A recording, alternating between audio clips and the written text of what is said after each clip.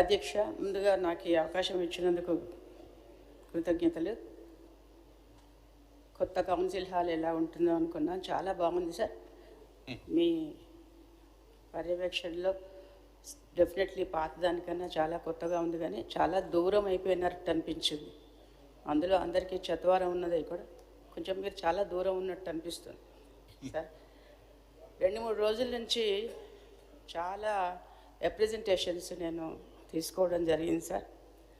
ఒక ఇన్సిడెంట్ జరిగింది సార్ పోయిన వారం సార్. ఒకప్పుడు మేధావులతో నిండి ఉండేది ఈ శాసన మండలి కావచ్చు, రాజకీయ రంగం కావచ్చు, అనేక రంగాలు.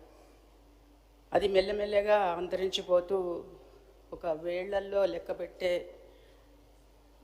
లాగా అయిపోయింది, స్పెషల్లీ బ్రాహ్మణ జాతి. సో ముందుగా చెప్పేది ఏంటంటే, అసలు బ్రాహ్మణ పరిషత్తును కొద్దిగా పట్టించుకోవాలని ప్రభుత్వాన్ని మరొకసారి జ్ఞాపకం చేస్తున్నా సార్. మీ ద్వారా అనేక ఇబ్బందులు ఇంతకుముందు కూడా చాలాసార్లు ఈ సభ నుంచే నేను రిప్రజెంట్ చేశాను. పిల్లలు ఓవర్సీస్ వివేకానంద ఓవర్సీస్ స్కాలర్షిప్స్తో కావచ్చు, అమెరికా పోయి అక్కడ ఎంతో తిప్పలు పడి, సరే అక్కడ ఉన్న వాళ్ళ సహకారంతో ఇప్పటికీ వాళ్ళు 3 ఏళ్ల నుంచి మనం మాట్లాడుతున్నా కూడా మన ప్రభుత్వం చేసింది ఏమీ లేదు. స్పెషల్లీ ఇక్కడి నుంచి బ్రాహ్మణ పరిషత్తు నుంచి ఎటువంటి సాయం అందించకుండా అక్కడున్న మన భారతీయ సిటిజన్స్ అందరు కూడా ఎన్ఆర్ఐలు అనుకోండి, వాళ్ళందరూ కూడాను, లేకుంటే అక్కడ సిటిజన్స్ భారతీయ మూలాలు ఉన్న వాళ్ళ సహకారంతో పిల్లలందరూ చాలా వరకు గట్టెక్కినారు. వాళ్ళకు ఉద్యోగాలు కూడా వచ్చి వాళ్ళు దిగ్విజయంగా, అంటే తెలివి ఎక్కడుంటే అక్కడ వాళ్ళు బతకగలరు అనేది నిరూపించడానికి మాత్రమే ఈ మాట మాట్లాడుతున్నా.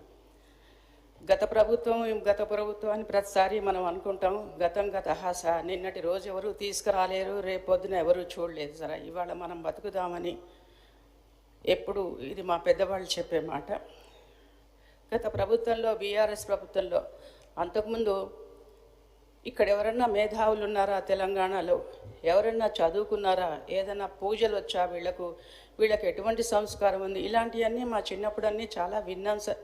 అవి వింటూనే పెరిగినాం. నిజంగానే తెలంగాణలో చదువు రాదు, వీళ్ళకి మేధావులు లేరు, కవులు లేరు, కళాకారులు అనే ఒక భ్రమలో కూడా మేము ఉండి మెల్లమెల్లగా అట్లా ఎదుగుతూ వచ్చిన సందర్భంలో బీఆర్ఎస్ ప్రభుత్వంలో కేసీఆర్ గారి పర్యవేక్షణలో ఈ బ్రాహ్మణ పరిషత్తు నిర్మించుకోవడం జరిగింది. ఇక్కడ అనేక కార్యక్రమాలు చేసుకోవడానికి బ్రాహ్మణ జాతి మాకు సంబంధించిన సంస్కారాలన్నీ చేసుకోవడానికి అనేక వెసులుబాట్లు ఇక్కడ కల్పించినారు. చాలా అద్భుతంగా ఉంది సార్. మీరు కూడా చూసుంటారు ఈ భవనాన్ని. చక్కని ల్యాండ్స్కేప్స్తోని, గార్డెన్తో, లోపలన్నీ కళ్యాణ మంటపం, అపరకర్మలు చేసుకోవడానికి 2 విధాలుగా పనికొచ్చేట్టుగా చాలా దివ్యంగా తీర్చిదిద్దినారు. కానీ మీ ద్వారా నేను ప్రభుత్వానికి విన్నవించుకున్నది ఏంటంటే, ఇప్పటిదాకా 3 సంవత్సరాల నుంచి దీనికి కమిటీ మెంబర్లను వేయలేదు. దయచేసి మెంబర్లను అంతా వేసి దాన్ని సజావుగా జరిపే ఏర్పాట్లు, ఎప్పటిలాగా సజావుగా జరిపే ఏర్పాట్లు చేయాలని కోరుతున్నాను సార్. అలాగే జర్నలిజం గురించి కూడా మాట్లాడుతున్నారు ఇంతకుముందు. అంటే ఒకటే సబ్జెక్ట్ మాట్లాడాలని మీరు అన్నారు.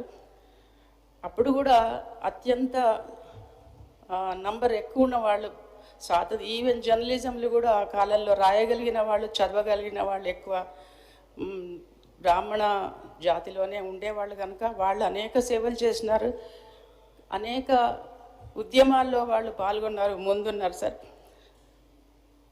అలాగే ఈ మధ్యన చాలాసార్లు ప్రభుత్వ కార్యక్రమాల్లో మేము చూస్తున్నాం సార్. అందరూ ఏ ప్రోగ్రాం స్టార్ట్ చేయాలన్నా ముందుగా పూజ చేయాల్సిందే. మరి అక్కడ పూజారి రావాల్సిందే. ఒకరు కాదు, 4-5 వేద పండితులు వస్తారు, వాళ్ళు మాట్లాడుతుంటారు, లేకుంటే అక్కడ నించొని ఉంటారు. వాళ్ళకి సరి అయిన ఏర్పాట్లు చేయరు.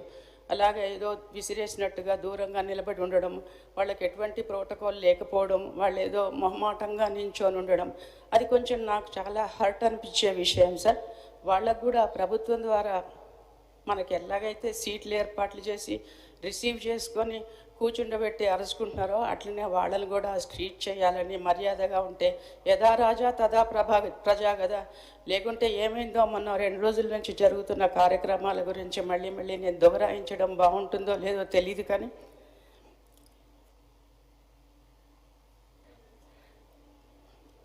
ఎప్పుడైనా నాయకులే కదా అందరికీ స్ఫూర్తిదాయకం. మరి మనం ఏం చేస్తే వాళ్ళు కూడా, ప్రజలందరూ కూడా మన నుంచే నేర్చుకుంటారు కదా సార్. చిన్నప్పుడు రేడియోలో పొద్దున్నే 8 గంటలకి ఒక సంస్కృత పాఠం నేర్చుకోవడానికి ఒక శ్లోకం ఉండేది సార్. అది సంస్కృత పాఠం నేర్చుకోవాలి అంటే దానికి ముందుగా ఒక శ్లోకం ఉండేది. కేయూరానిన భూషయంతి పురుషం. మళ్ళీ ఈ శ్లోకం మొత్తం చదివేది ఉంటే మళ్ళీ వాణి మేడం ఏం తిడుతుందో అని అనుకునేవాళ్ళు ఉన్నారేమో, ప్రమాదం ఉన్నదేమో అనే భయానికి. ఏ ప్రోగ్రాం అయినా, ఏ రూల్ అయినా అందరికీ సమానంగా వర్తించేలా ఏదైనా కఠిన చర్యలు తప్పకుండా తీసుకోవాలి ఇట్లాంటి విషయాలు జరిగినప్పుడు అని మీ ద్వారా ప్రభుత్వానికి తెలియజేయలేకపోయేది ఉంటే అందరూ చాలా ఈజీగా తీసుకుంటారు సార్. ఎందుకంటే బ్రాహ్మణులు అంటే చాలా తక్కువ మంది సార్. మా ఓట్లు అవసరం లేదంటే అది వేరే విషయం.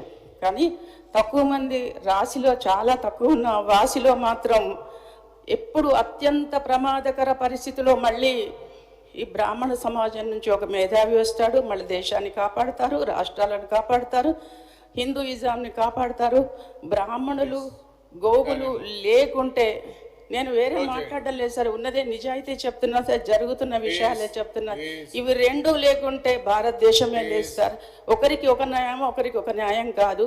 మనం పొద్దున్నే స్కూల్లో ప్రతి ఒక్కరు ప్రతిజ్ఞ చేస్తుంటాము, మనం తోటి వాళ్ళని అందరినీ గౌరవిస్తాం, పెద్దలను గౌరవిస్తాం, తోటి వాళ్ళని అన్నదమ్ముల్లాగా చూసుకుంటాం అని మనం పద్యం చదువుకుంటే, పొద్దున ప్రార్థన చేస్తుంటే లేచి వెళ్ళిపోతున్న పరిస్థితి కూడా ఉంది. సభా మర్యాదలు కూడా పాటించని వాళ్ళని చూస్తుంటే మరి మనం చెప్పకుంటే ఇది దృష్టికి తీసుకురాకపోయేది తప్పు కదా సార్.